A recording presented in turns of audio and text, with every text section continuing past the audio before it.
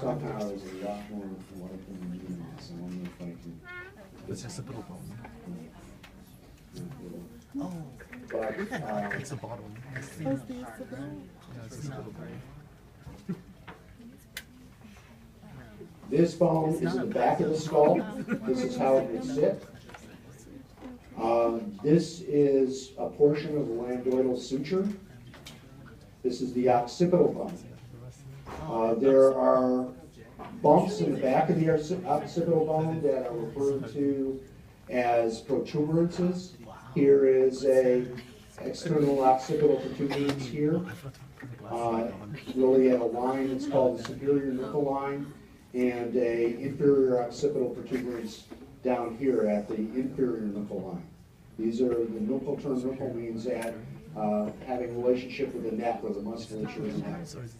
On the underside of the occipital bone, we have some things that are significant both from the standpoint of structures passing through them, but articulations. These structures here are on the left and right anterior aspect of the foramen magnum.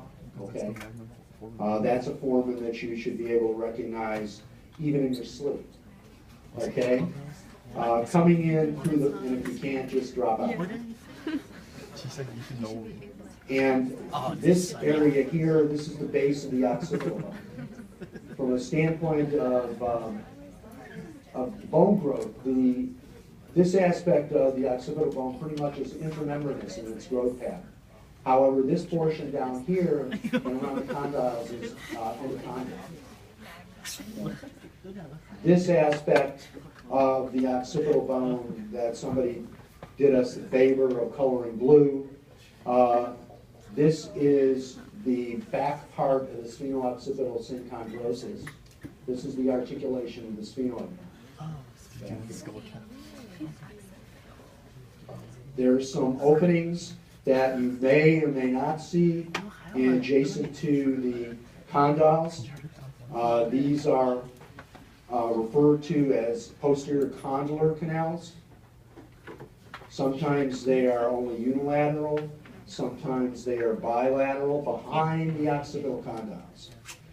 But they go from the outside of the skull to the inside of the skull. And they fall into a group of foramen that we refer to as emissary foramen. An emissary is someone who takes information or something from one culture to another, okay?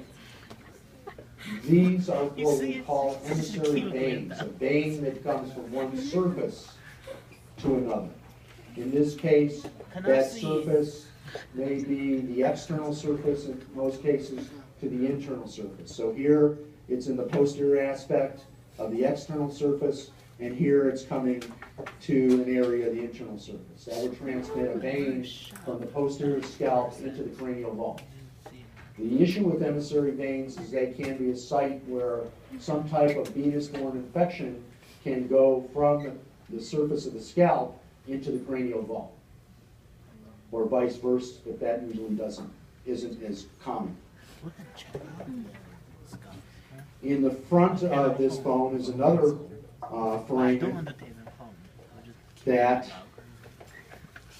comes under this ridge in the occipital bone on the anterolateral aspect of the background isn't a good color to use here. That comes through this opening. That's the hypoglossal canal. That's where cranial nerve 12 leaves the cranial brainstem, this lower portion of the brainstem, and goes out to innervate structures associated with the tongue. Okay, so that's the occipital bone back there. Let's see. Sometimes we can actually put these things back together. It's kind of like Legos. So the magic game.